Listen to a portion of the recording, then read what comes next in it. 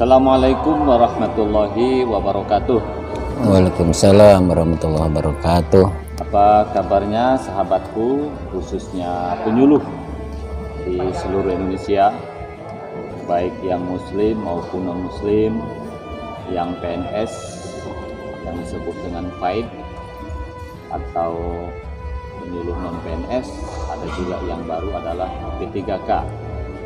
Alhamdulillah syukur malam ini kita bisa dapat bersilaturahmi sekaligus ngajak bincang-bincang dengan Ketua IPARI yang baru dilantik oleh Menteri Agama Republik Indonesia di Swissbell Hotel, Mangga Besar, Jakarta. Mari kita sapa dulu beliau. Assalamualaikum, Pak. Waalaikumsalam warahmatullahi wabarakatuh. Apa kabarnya malam ini? Alhamdulillah sehat, Sehat, baik ya. Oke, langsung saja, Pak.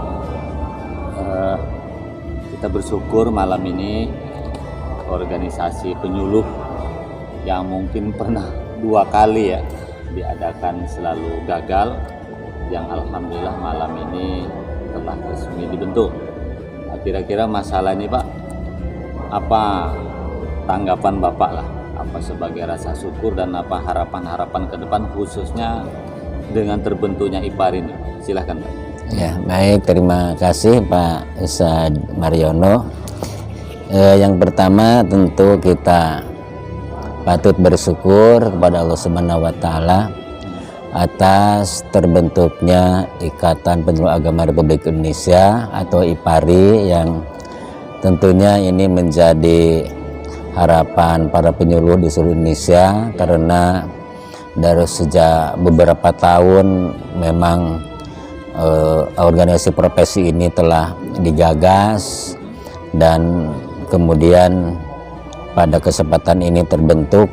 Itu merupakan satu ya peristiwa bersejarah tentunya bagi para penyuluh, dan alhamdulillah dengan terbentuknya IPARI ini juga kita Kementerian Agama udah melaksanakan salah satu amanah dari Menpan RB 9/2021 ini, yang tentunya ini adalah bagian yang tidak bisa terpisahkan dari profesi penyuluh agama tentunya ya, dan ini harus kita sambut oleh para penyuluh tentunya di seluruh Indonesia, dan kita jadikan IPARI ini sebagai salah satu wadah organisasi profesi yang tentunya dapat meningkatkan kapasitas, kapabilitas, profesionalitas para penyuluh. Bahkan kalau kita mendengar dari arahan Pak Dirjen tadi, ada satu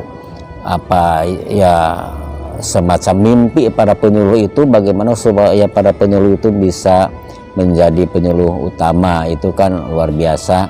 Kalau di dosen itu kan udah sama profesornya penyuluh. Betul. Begitu. Iya.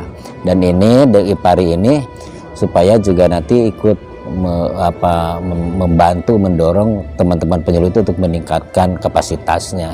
Oke.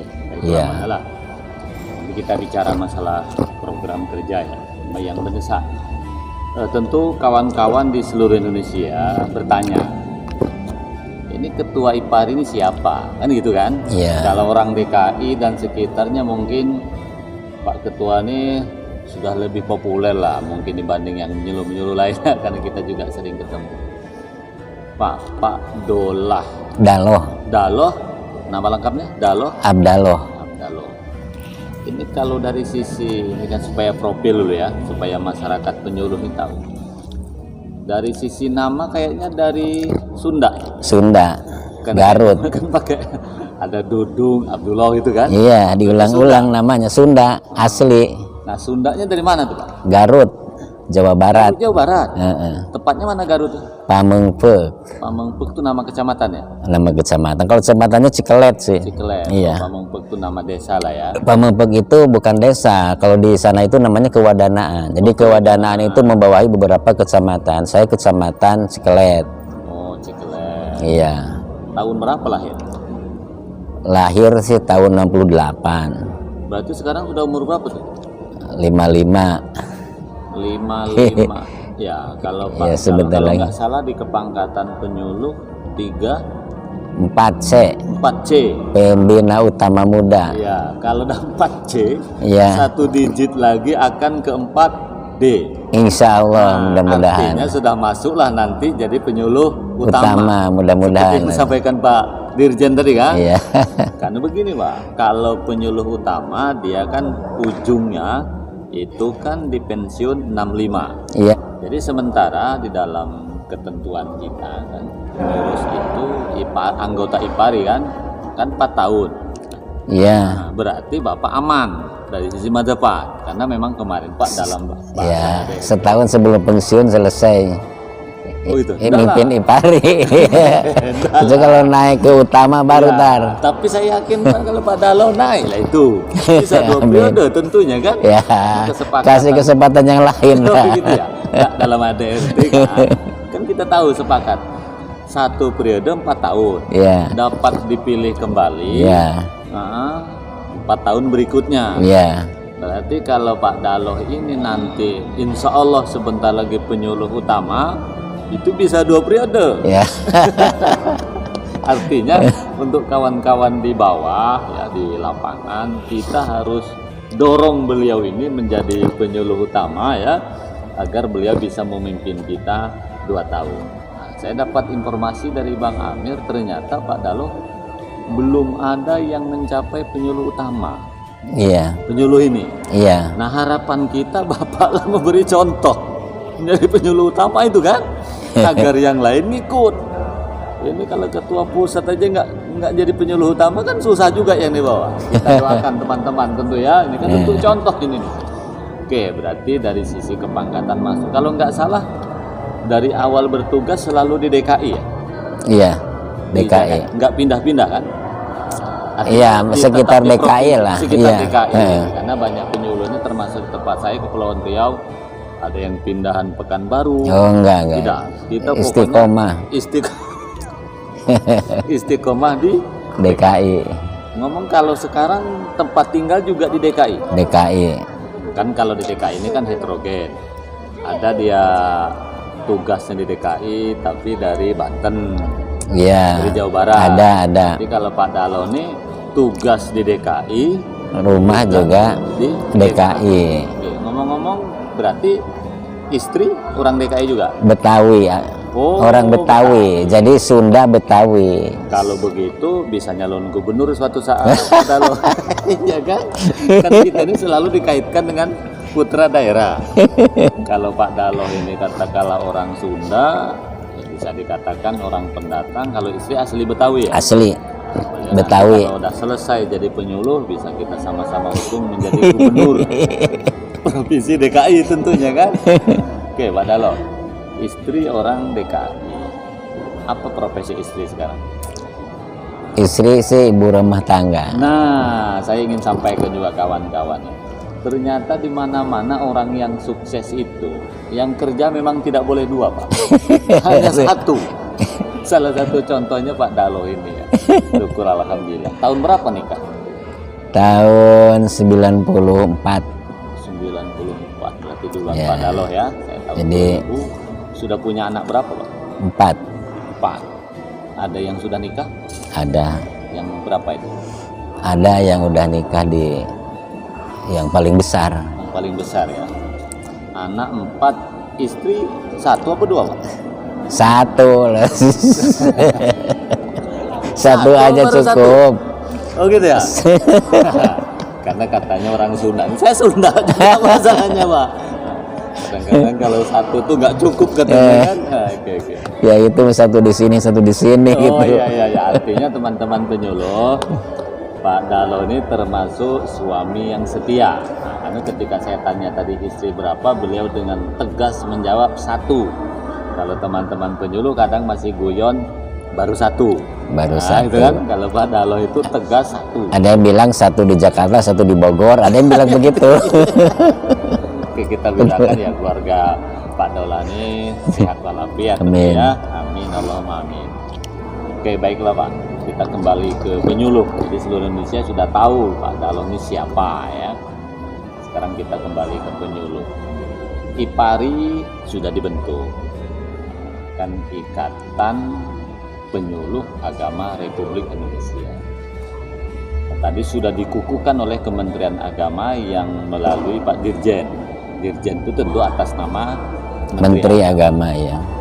Kira-kira program mendesak yang paling urgent setelah dikukuhkan itu apa Pak dalam pemikiran Ya. Bapak? Jadi yang pertama tentu kita untuk penguatan organisasi itu. Penguatan organisasi. Iya, jadi diawali dengan legalitas. Legalitas. Jadi bagaimanapun juga organisasi ini harus terdaftar di notaris, Kemenkumham, di Notaris lembaga dan negara. Kemenkumham, Jadi itu langkah awal itu harus ngurusin itu dulu, Pak. Oke. Karena kalau sebelum itu terbit kita belum bisa bergerak lebih jauh.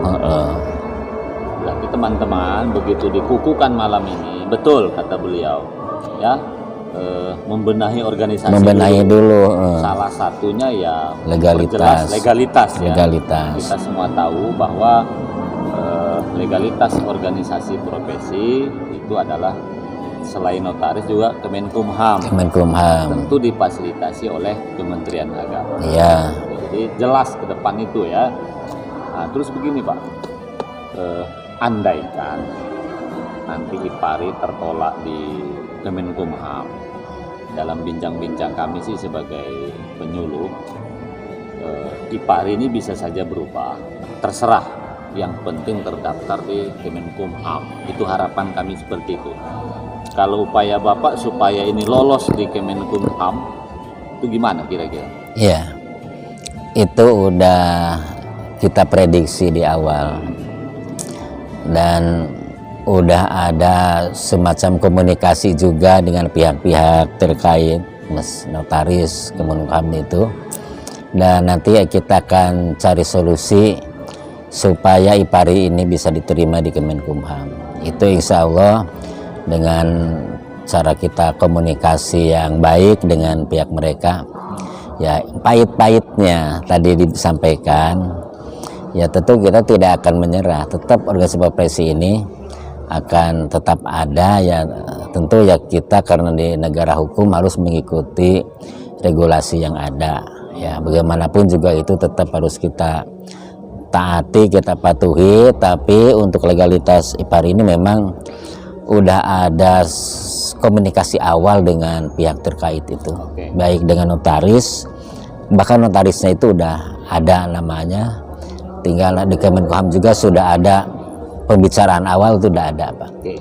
Iya. Jadi ternyata teman-teman khusus yang menggodok ADRT kemarin, pihak apa ya, konseptor Iya. itu sudah mengkomunikasikan dengan semua pihak. Iya. Harapan kami sebenarnya Pak, sebagai penyuluh, apapun namanya terdaftar di Kemenkumham. Ya, harus itu. Nah, kalau bisa Pak Ketua, perjuangkan bagaimana IPARI itu namanya yang terdaftar tetap IPARI. Harapan. Iya. Setidaknya dua. Pertama, ini sudah di launching. Iya. Namanya sudah di launching Pak. Di Kalau launching, berubah nanti udah di SK kan. udah di SKK, itu satu. Terus menurut saya IPARI ini cocok kalau ikuti ketentuan Kemenkumham. Itu yang namanya kan harus menggunakan perkumpulan. Kayaknya kok kalau perkumpulan ini kurang pas. Iya. Lembaga orang mau demo aja kan. Iya. Makanya harapan saya Pak Ketua, berjuanglah entah bagaimana caranya IPARI ini harus Iya. dibentuk.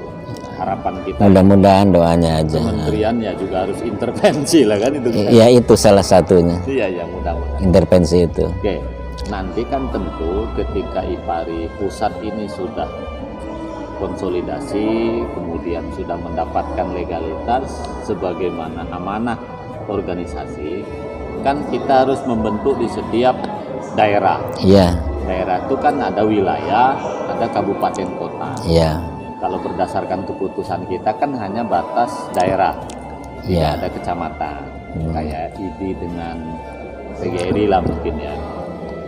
Begini Pak, kalau IPARI kan organisasi penyuluh induk, karena semua agama, semua jenis penyuluh yang 3 itu, yang PNS, non PNS, ada non PNS, salah satunya juga adalah P3K. Nah, di bawah Pak sudah ada yang namanya FKPAI, gitu kan, ada juga Pokjaluh. Kalau FKPAI khusus Muslim, kalau Pokjaluh itu umumnya hanya kelompok kerja saja. Nah tentu kawan-kawan di bawah bertanya nih Pak, menurut ketua yang baru dikukuhkan, menyikapi ini bagaimana? Kan pilihan ada 3, dilebur, disatukan, gitu ya. Atau dilembur. Nah, lembur itu artinya dibiarkan sama-sama. Yang ketiga dikubur, dimatikan dulu, baru ini gitu. Kira-kira kalau pemikiran Pak Ketua terhadap organisasi penyuluh yang sudah ada, nanti IPARI akan datang juga, bagaimana tuh menyikapi? Ya, yang pertama Pokjaluh itu kan bahkan belum bisa dikatakan sebagai sebuah organisasi profesi. Sepakat. Jadi itu istilahnya kelompok kerja. Kelompok saja kan? Kelompok kerja. Jadi tentu kita IPARI akan memberikan luang waktu gitu sambil dengan berjalannya waktu, jadi tidak otomatis dikubur begitu ya. Nanti dengan berjalannya waktu nanti kan kita evaluasi juga, karena tidak semua daerah juga punya Pokjaluh juga. Ya, betul. Ya, jadi nanti kita lihat lah, tapi yang jelas sekarang berjalan aja dulu Pak, biarin aja berjalan dulu gitu ya. Nah terkait dengan FKPAI itu memang banyak yang diurusnya itu oleh yang non PNS banyakannya ya, walaupun juga ada juga yang bukan. Kalau Pokjaluh banyak PNS, PNS khusus, non PNS. bahkan kalau Pokjaluh itu yang PNS saja, itu kumpul di situ ya. Nah kalau yang non PNS ini kan kita masih nunggu juga regulasinya itu, kalau ngikutin yang dari Menpan RB yang lama itu kan akan berakhir di 2023 ini, yang non PNS yang itu. non PNS. Iya. Oke. Dan kemudian datanglah yang namanya P3K. Ya, berarti dengan adanya meleburnya mulai mengikuti regulasi yang dikeluarkan oleh Menpan RB, dengan sendirinya lah FKPAI itu akan lebur, karena di tingkat pusatnya sudah tidak ada pengurusnya. Mungkin ini juga nanti akan jadi bahan pertimbangan kita lah, nanti ngobrol lah, kan kita pengurus nanti bisa kita bicara bareng-bareng lah. Jadi saya juga tidak bisa mengatakan dilebur atau dikubur ya kita ya kita tetap nanti harus kita ngobrol bareng, cari solusi yang terbaik begitu ya. Karena dengan keterbatasan SDM di daerah, kadang-kadang nggak lucu juga, banyak organisasi penyuluh orangnya juga itu juga. Ya mungkin nanti cari solusi jalan yang terbaik aja begitu. Oke, berarti menurut Pak Ketua IPARI yang baru dikukuhkan ini, pertama kalau Pokjaluh bukan ormas, maka dipastikan bukan ormas, karena namanya kelompok kerja, gitu ya. Walaupun prakteknya di beberapa provinsi atau kabupaten tertentu rasa ormas, bukan mirip ormas memang, karena bidang kerjanya itu ada bakti sosial, itu kan ormas itu. Seharusnya namanya Pokjaluh, kayak kalau di guru itu ya ada Pokja pelajaran matematika, gitu kan. Ada Pokjawas. Kementerian Agama ada pengawas tuh Pokjawas. Dulu ada Pokjahulu, tapi setelah ada APRI otomatis lebur Pokjahulu. Gitu ya. Nggak ada. Pokjaluh itu bukanlah sebutan, bukan disebut ormas kan. Oleh karena itu memang tidak bertabrakan. Mungkin yang agak mirip-mirip lah yang kemungkinan akan terjadi gesekan itu FKPAI. Karena FKPAI itu kan juga ada yang PNS, ada yang non PNS. Bedanya kalau FKPAI itu memang di mana-mana banyak diisi non PNS gitu kan. Karena kebetulan juga memang penyuluh ini bahasa non PNS. Tapi untuk kawan-kawan catat ya, FKPAI ini kepengurusan tingkat pusat sudah tidak ada. Sudah tidak ada. Sudah tidak ada. Kalau nggak salah ketua yang pertama dan terakhir ya. Iya. Dr. Bukhori ya. Bukhori itu yang udah beliau menyatakan. Iya, bahkan bubar. ketuanya sini menyatakan itu tidak ada lagi. Tidak ada. Kalau nggak salah beliau sudah berapa tahun tuh berakhir? Sudah lama, dari waktu kita ketemu 2019 itu. Sudah tidak ada. Kan Pak Sekjennya Pak Bukhori kan hadir di hotel yang di Kemayoran itu. Iya. Sebelum Covid. Sebelum 2019 pun FKPAI sudah tidak ada. Sudah tidak ada, cuman bukan berakhir 2019. Bukan, cuma 2019 itu sekjennya klarifikasi di depan kita. Ya. Begitu. Ya, klarifikasi itu sudah tidak aktif gitu. Memang tidak aktif.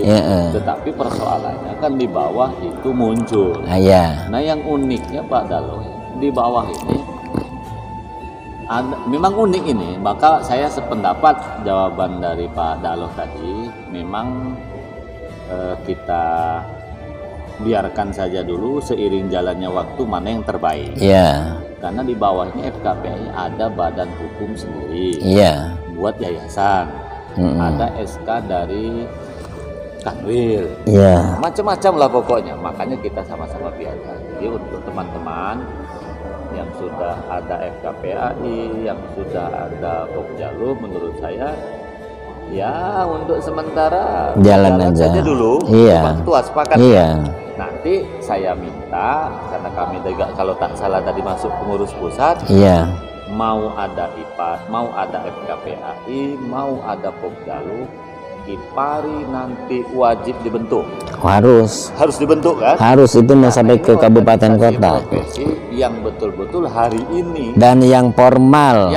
Organisasi profesi yang formal. Kementerian Agama yang mengukuhkan.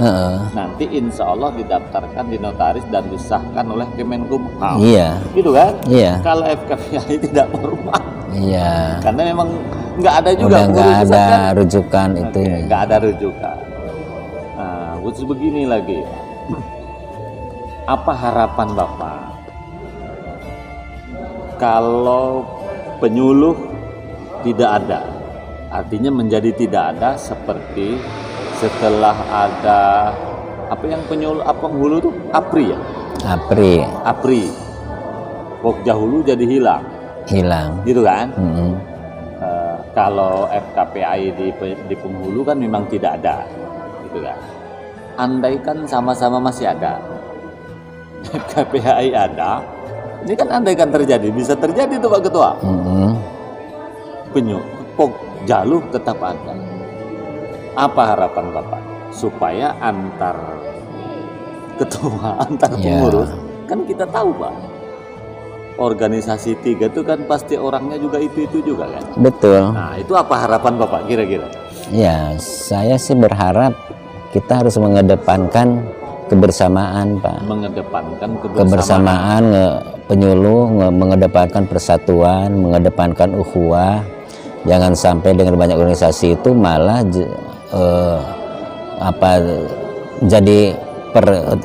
jadi renggang. Bahkan justru dengan adanya organisasi penyuluh itu untuk mempererat para penyuluh, Pak. Ya, jadi tentunya ya kita lihat nanti ya.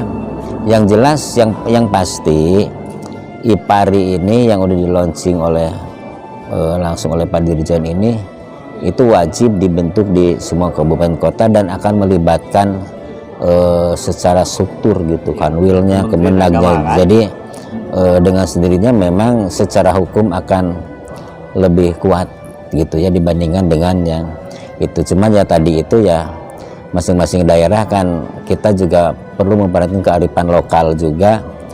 Ya kita lihat aja lah nanti. Ya tentu ya IPARI harus ikut menyelesaikannya. Yang jelas itu. Iya. Karena Pak Ketua, karakter penyuluh ini kan macam-macam. Iya. Ada yang malas berorganisasi. Iya. Ada kalau bisa semua jadi ketua. Iya. Kan? Nah, tadi kita dapat tangkap apa yang disampaikan Pak Ketua IPARI sebagai induknya penyuluh agama seluruh Indonesia, mengedepankan persatuan, gitu kan? Mengedepankan kebersamaan, mengedepankan ukhuwah. Ibaratnya berbeda tapi bersatu. Jadi ini tidak mudah nih. Jadi kalau penyuluh yang punya sifat ego memang susah tuh Pak. Gitu kan ya. Ya tentu seperti yang saya sampaikan dalam YouTube saya sebelumnya, memang kalau bisa andaikan sama-sama ada, ya program dibedakan gitu. Itu harapan kita tentu. Terakhir nih Pak Ketua, besok kan kawan-kawan ini pulang, terutama yang ikut hadir di hotel ini. Meskipun belum ada legalitas, gitu kan ya, dari Kemenkumham, dan tadi pelantikan juga diikuti kalau nggak salah oleh 500 penyuluh selain yang datang ya, yang melalui Zoom itu 500 itu termasuk Kemenak dengan Kepala Kanwil. Meskipun belum ada legalitas, tadi yang mendengarkan tadi, apa harapan Pak Ketua? Bolehkah mereka sudah duduk bersama memikirkan terbentuknya IPARI atau nunggu edaran dari Pak Ketua? Gimana kira-kira? Ya, yang pertama kita akan koordinasi dengan pembina ya. Karena bagaimanapun juga kita punya pembina subdit. Jadi yang jelas obrolan saya dengan Pak Kasubdit, tahun ini harus sudah terbentuk seluruhnya minimal di provinsi. Tahun ini Pak. Dan untuk tahun berikutnya itu di seluruh kabupaten kota sudah terbentuk. Itu targetnya Pak. Jadi ya tentu kita nanti akan bergerak cepat dan ya nanti pasti akan ada edarannya ke Kanwil, ke itu semua, karena supaya ada keterlibatan Pak Kanwil juga Pak gitu, karena bagaimanapun juga penting itu ya, dukungan Pak Kanwil itu penting untuk di daerah itu. Jadi insya Allah kita udah ngebuat, pokoknya target sekarang ini kalau taruh mulai bulan Juli 1 sampai Desember itu seluruh provinsi sudah harus terbentuk, itu targetnya. Sampai Desember? Sampai Desember. Berarti kata Pak Ketua kita ini, terutama teman-teman yang pulang ya, kan ini akan mendengar semua nanti Pak Ketua. Cuman nanti tunggu edarannya ya. Tunggu edaran. Dari kita lah ya. Mungkin edaran kita itu bisa saja melalui subdit, pembinaan. Tetapi kalau sekedar bincang-bincang, ngobrol-ngobrol di kedai kopi, rapat-rapat ya silahkan. Bahkan harus itu disosialisasikan. Sosialisasi dulu gitu ya. Karena ini udah di launching. Tapi kalau bentuk resminya, bagaimana strukturnya, itu nunggu edaran dari kita. Kan? Targetnya tadi sesuai pembicaraan beliau dengan Pak Subdit itu tahun ini di provinsi. Tapi itu target ya. Artinya kalau tahun ini bisa sampai kabupaten, alhamdulillah. Juga. Tetapi dengan catatan tetap menunggu edaran dari pusat, gitu ya. Dan menurut ADRT juga nggak terlalu sulit sebenarnya kalau membentuk di bawah, karena sudah jelas ya. Kalau nggak salah yang diputuskan ADRT kemarin, legalitas IPARI di wilayah itu pusat. Tetapi pengukuhannya dapat oleh Kanwil. Artinya bisa oleh pusat, bisa oleh Kanwil. Jadi kawan-kawan di bawah tak usah terlalu khawatir nanti mengukuhkan harus pusat. Gitu ya. Kecuali Pak Dalo punya modal gitu kan, silaturahmi ke daerah sambil pembinaan penyuluh, bisa saja kan, mengukuhkan sekaligus memberikan pembinaan. Tapi andaikan bukan pusat pun berdasarkan ADRT itu Kanwil itu dapat. Begitu juga sampai ke kabupaten, kota. Ya, paling enggak lah yang provinsi-provinsi yang masih bisa dijangkau dengan darat mungkin bisa lah ya. Ini terkait kode etik, Pak. Iya. Kode etik kalau tak salah belum kita sepakati ya. Iya. Yang saya melihat yang perlu itu kode etik karena belum disepakati Munas. Harapan kami pusat saja membuat semacam PO, peraturan organisasi tentang kode etik.